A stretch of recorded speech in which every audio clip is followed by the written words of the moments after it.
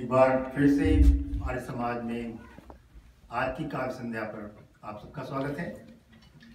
और सतीश जी और सीमा जी, बहुत सुंदर गीत था। ऐसा कहते हैं कि पतंग पर अगर कविता लिखोगे तो शायद वो उड़ने भी लगेगी। तो आज की बात जैसे हमने की है कि होली का समय है, होली का त्यौहार है और बसंत का भी समय है। तो इस पर कुछ पंक्तियां मैंने लिखी हैं, आपके साथ मैं बांटना चाहूँगा और इसके बाद हम सीधे अपने कार्यक्रम को आगे बढ़ाते हुए कवि सम्मेलन पर आ जाएंगे। तो बसंत ऋतु की महिमा पर थोड़े से कुछ मैंने विचार अपने लिखे हैं, व्यक्त करता हूँ कि बसंत ऋतु कभी भी अकेले नहीं आती है। वह अपने प्राकृतिक श्रृंगार और सौंदर्य के साथ ऐतिहासिक त्योहारों को भी साथ लाती है।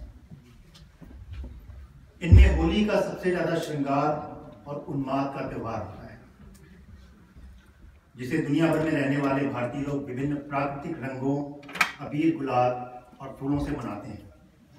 होली पर पूर्णिमा की रात चांद की दूधिया रोशनी बिखरती है और अगले दिन चैत्र आ जाता है।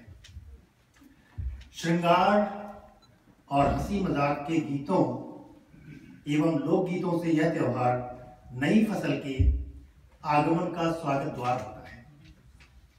जौ नाम के अनाज की बाली को होलिका दहन में भूनकर शगुन के लिए घर में रखा जाता है। जौ वही अन्न है जो गेहूं और सरसों की बाली से पहले पकने लगता है और होली के त्योहार से कुछ ही समय पहले इसकी बालियों में आया प्राकृतिक दूध अन्न का रूप लेता है। अन्न के रूप में मौसम की, प्रकृति की सबसे पहली और अद्भुत संरचना है। होली प्रतीक है भाईचारे का, नएपन का और अनेकता में एकता का, जिसमें लोग जाति भेद से ऊपर उठकर विभिन्न रंगों में डूबकर इसका आनंद लेते हैं। किसान अपनी लहलहाती फसल को देखकर रंगों से इसकी खुशी प्रकट करना चाहता है। होली रंगों का त्योहार है, यह समृद्धि का पर्व है और समृद्धि जो खेत और खलिहानों से आती है, इस समृद्धि के विभिन्न रंग सब जगह होते हैं और वही रंग त्योहार की छटा को दुनिया भर में सबको मंत्रमुग्ध करते हैं। कहते हैं कि बसंत और होली के बीच में मनुष्य की कई अज्ञात शारीरिक व्याधियां नव वनस्पतियों के पर्यावरणीय प्रभाव और कुछ मामूली यौगिक क्रियाओं से अपने आप ही ठीक होने लगती है।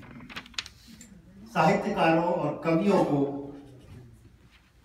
जब भी स्वर्ग की कल्पना का साकार रूप देखने का मन हुआ है, बसंत सामने आया है। इसलिए होली और बसंत की संगत किसी तानसेनी संगीत से कम नहीं है। ये वो मौसम है जब बंजर धरती उज्जवल सपने देखती है और किसी भी बीज को अंकुरित होने की क्षमता प्रदान करती है। अगर देखा जाए तो होली बसंत ऋतु का सम्मोहन लूटने का ही परंपरागत जश्न है। इसी में प्रकृति अपने पुराने परिधानों को त्याग कर नए परिधानों से आच्छादित हो हम सबको रंग बिरंगी खुशियों के मौके देती है। वसंत ऋतु और होली के आगमन पर यह भावना जरूर जागृत होती है कि इंसान समय समय पर अपने मन की हलचलों को इस नैसर्गिक सौंदर्य से जोड़ता है। उसके विचार, उसकी कविताएं उसको देश भ्रमण, देशाटन और किन किन चीज़ों के लिए प्रोत्साहित करती हैं। यह मनुष्य और प्रकृति के बीच का अद्भुत संगम है, जिसे पूरे वर्ष की सबसे अद्भुत और शानदार क्रियाओं से सम्मोहित किया जाता है। आइए बसंत ऋतु के साथ शानदार त्योहार होली और उसके समृद्धशाली इस मौसम का स्वागत करें, जिसकी हम हर साल प्रतीक्षा करते हैं। और स्वागत करने के लिए एक कविता जो कि मुझे बहुत ही सामयिक, बहुत ही सटीक कविता लगी, मैं आपके साथ शेयर करता हूँ। होली और बसंत दोनों का इसमें मिश्रण है कि संयम के टूटेंगे फिर से अनुबंध, महुए की डाली पर उतरा बसंत। किस लय के अंतर में तरुणाई सजती है, कलियों के तन मन में शहनाई बजती है। बहती दिशाओं में जीवन की गंध, महुए की डाली पर उतरा बसंत।